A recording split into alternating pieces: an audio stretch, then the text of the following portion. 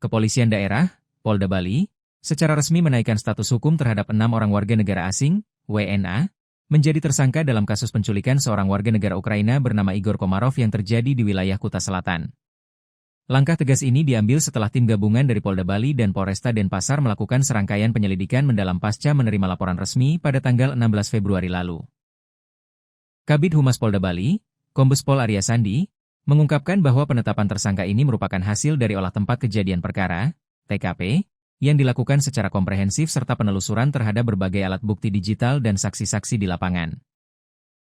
Menurutnya, tim penyidik telah menyusuri setiap perlintasan kendaraan yang dicurigai melalui rekaman CCTV serta mendeteksi pergerakan satu unit mobil roda 4 dan 2 kendaraan roda 2 yang diduga digunakan oleh para pelaku sebelum dan sesudah peristiwa penculikan terjadi.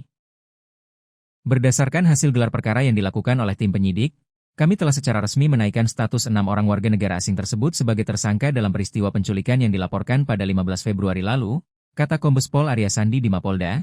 Pada Jumat 27 Februari 2026 ke-6 tersangka ini berinisial RM, BK, AS, VN, SM, dan DH yang semuanya merupakan laki-laki berkebangsaan asing, diantaranya dari Ukraina dan Rusia.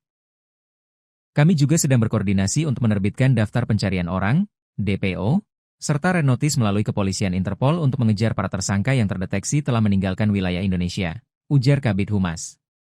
Ada 2 orang masih berada di Indonesia, imbuhnya. Penyelidikan ini mendapatkan titik terang melalui analisis GPS yang terpasang pada kendaraan sewaan para pelaku.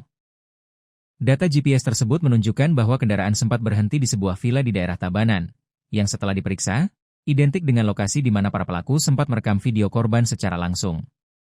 Di lokasi tersebut, penyidik menemukan bercak darah yang setelah diuji identik dengan sampel darah yang juga ditemukan di dalam mobil Avanza yang disewa oleh kelompok ini. Selain ke-6 tersangka utama, polisi juga telah mengamankan seorang pria warga negara asing berinisial C di wilayah Nusa Tenggara Barat, NTB, pada tanggal 23 Februari yang lalu. Tersangka C berperan sebagai penyewa kendaraan dengan bayaran tertentu dan diketahui menggunakan paspor palsu untuk melancarkan aksinya. Penangkapan C di sebuah hotel di NTB inilah yang menjadi pintu masuk bagi pihak kepolisian untuk membongkar identitas jaringan pelaku lainnya. Mengenai motif dan keberadaan korban, Kombes Pol Arya Sandi menegaskan bahwa pihaknya masih terus melakukan pendalaman secara intensif.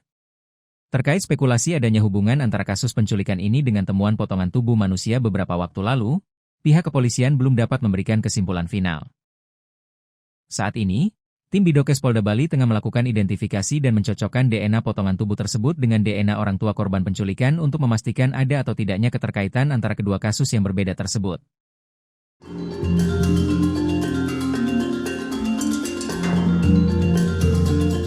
Download Tribun X sekarang, menghadirkan lokal menjadi Indonesia.